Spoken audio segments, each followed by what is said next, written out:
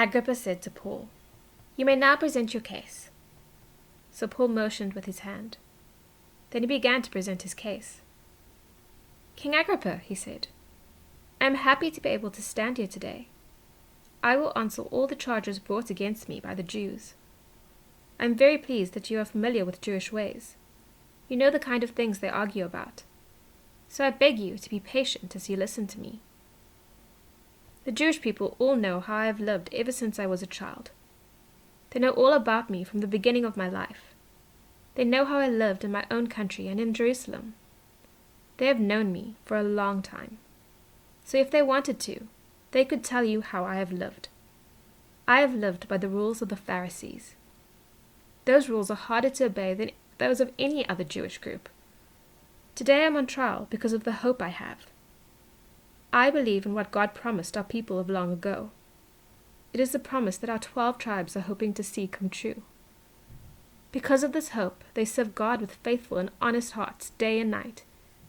King Agrippa, it is also because of this hope that these Jews are bringing charges against me. Why should any of you think it is impossible for God to raise the dead? I believe that I should oppose the name of Jesus of Nazareth, so I did everything I could to oppose his name.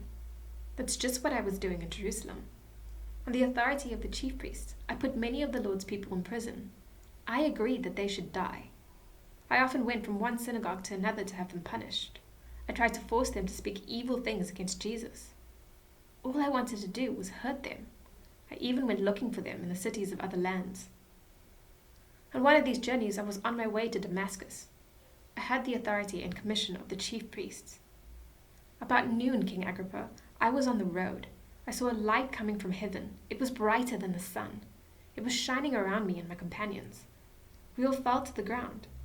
I heard a voice speak to me in the Aramaic language. "Saul, Saul," it said, "why are you opposing me?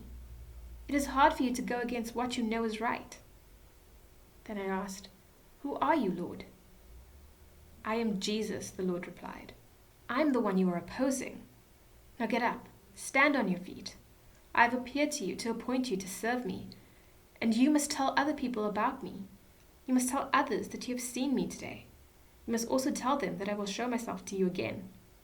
I will save you from your own people and from the Gentiles. I am sending you to them to open their eyes. I want you to turn them from darkness to light. I want you to turn them from Satan's power to God. I want their sins to be forgiven. They will be forgiven when they believe in me. They will have their place among God's people." So then, King Agrippa, I obeyed the vision that appeared from heaven. First I preached to people in Damascus, then I preached in Jerusalem and in all Judea, and then I preached to the Gentiles. I told them to turn away from their sins to God. The way they live must show that they have turned away from their sins.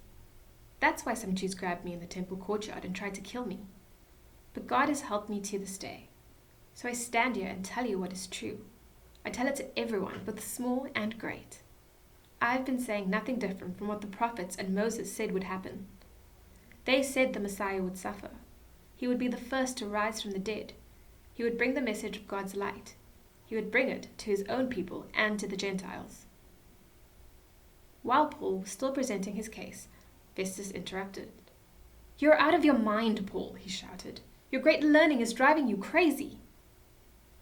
"I am not crazy, most excellent Festus," Paul replied. "What I am saying is true and reasonable. The king is familiar with these things, so I can speak openly to him. I am certain he knows everything that has been going on. After all, it was not done in secret. King Agrippa, do you believe the prophets? I know you do." Then Agrippa spoke to Paul. "Are you trying to talk me into becoming a Christian?" he said. "Do you think you can do that in such a short time?" Paul replied, "I don't care if it takes a short time or a long time. I pray to God for you and all who are listening to me today. I pray that you may become like me, except for these chains." The king stood up. The governor and Bernice and those sitting with him stood up too. They left their room and began to talk with one another. "Why should this man die or be put in prison?" they said. "He has done nothing worthy of that."